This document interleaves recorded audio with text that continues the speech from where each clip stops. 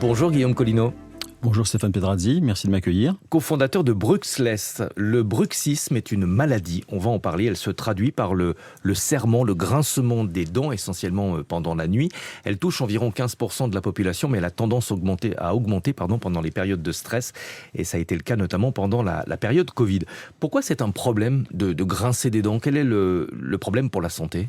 C'est un problème, c'est une pathologie plus qu'un problème. C'est-à-dire que les gens qui grincent dans la nuit de façon incontrôlée peuvent souffrir de céphalée, peuvent voir leur dentition diminuer de moitié, peuvent mal dormir et voient leur niveau de stress augmenter de par cette pathologie qui est difficilement traitée aujourd'hui, qui n'est même pas traitée aujourd'hui, uniquement des soins palliatifs, et rien ne permet d'avoir une lueur d'espoir quant à la guérison.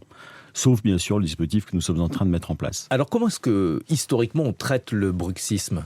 Alors historiquement on ne le traite pas, on essaie de le combattre. Donc on propose aux patients de porter des gouttières occlusales, on propose aux patients de faire des injections de toxines botuliques, on propose aux patients de faire de l'ostéopathie, mais aucune de ces trois solutions ne permet de traiter le mal à sa source. Alors vous avez mis au point un dispositif qui permet de traiter le bruxisme. C'est un appareil qui détecte les contractions des muscles de la mâchoire et qui envoie, on va dire, un stimuli pour corriger ce problème. Oui, c'est tout à fait ça. En fait, nous, on travaille sur un principe de neurorééducation. C'est-à-dire qu'on va envoyer un leurre au cerveau par le faisceau neuromusculaire et dire au cerveau, tu as serré les dents, tu peux desserrer le muscle masséter. Donc là, on est vraiment dans une action qui n'est pas mécanique, qui est une action qui va initier de la part du cerveau une réponse motrice. Et donc, le propos pour nous est d'imaginer qu'après un port relativement court, le cerveau soit à nouveau en mesure de comprendre qu'il ne faut pas serrer les dents la nuit, puisque de toute façon, quoi qu'il en soit, dans la journée, même la nuit, les dents ne doivent pas se toucher, sauf lorsqu'on mastique ou qu'on mange quelque chose. Autrement, il n'y a pas de raison que les dents se touchent. On doit porter ce dispositif à vie, comme les personnes, par exemple, qui font des apnées du sommeil, ou est-ce qu'on peut espérer, après quelques semaines, quelques mois d'utilisation, ne plus avoir à le porter parce que le problème a été réglé ? Alors a priori non, il n'y a pas de question de le porter à vie. On peut en revanche le porter de deux façons. On peut le porter de façon préventive pour opérer un massage sur les muscles masséters qui, ainsi détendus, auront moins tendance à se serrer pendant la nuit. Et après on peut le porter la nuit ou la journée de façon réactive. Et à ce moment-là, oui, le cerveau va réapprendre. Et au bout d'une période qui reste à déterminer, les études cliniques le prouveront, à ce moment-là, on serait normalement débarrassé du bruxisme jusqu'à ce qu'un prochain cycle puisse apparaître. Et ça, personne ne le sait pour l'instant. Est-ce que le stimuli qui est envoyé au cerveau ne dégrade pas la qualité du sommeil ? Est-ce qu'on se réveille le matin très fatigué parce qu'en fait on a passé toute la nuit à lutter contre ce problème de grincement de dents ? Non, c'est l'inverse. Justement, le stimuli est très léger. En fait, c'est de la proprioception. On vient indiquer au cerveau un état de fait quand on a la mâchoire ouverte ou fermée. Vous ne le ressentez pas, il n'y a pas d'activité musculaire liée à cela. C'est simplement une information qui est transmise au cerveau de façon proprioceptive. Et on va exactement reproduire le même phénomène. Et à ce moment-là, il n'y a pas de stimuli qui viendrait réveiller le patient pendant son sommeil. Ce dispositif va être commercialisé comme un dispositif de bien-être et pas comme un dispositif médical. Pour quelle raison ? Pour une raison simple, c'est que le temps est incompressible et pour pouvoir prétendre au titre, à savoir être dispositif médical, il faut réaliser une étude clinique qui doit se faire normalement par l'inclusion d'environ 150 à 200 patients. Donc il faut produire les 200 systèmes, mettre les patients on va dire dans une liste de tests et attendre les résultats. Et ça peut prendre un an et demi. Donc il n'y avait pas de raison de priver les gens qui souffrent de cette maladie dès aujourd'hui.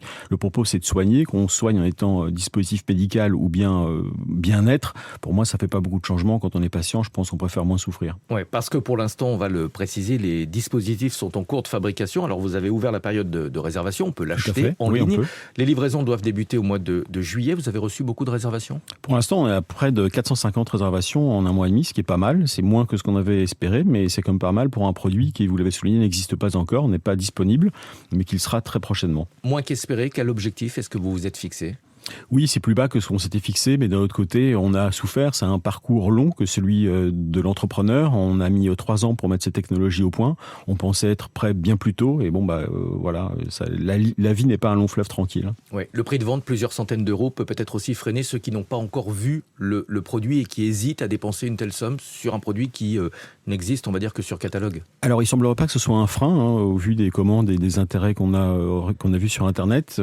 Et si on met ça en perspective par rapport aux autres possibilités qui sont uniquement des soins palliatifs aujourd'hui, je trouve que c'est malgré tout très économique. Et en tout cas, vous avez convaincu BPI France qui vous a accompagné sur le plan financier. Ouais, franchement, BPI, ça a été une équipe à notre écoute depuis le début, sur ce projet comme sur d'autres. Ils ont vraiment été accompagnants, aidants et force de conseil, et je les en remercie.